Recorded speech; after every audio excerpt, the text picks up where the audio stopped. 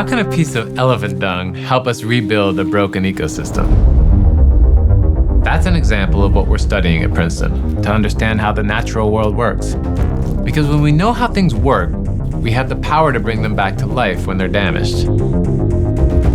Our field research centers are living laboratories where we can design controlled experiments to test our theories. Elephants are a keystone species. What happens if we lose them? What do wild animals actually eat? And what does that mean for the world?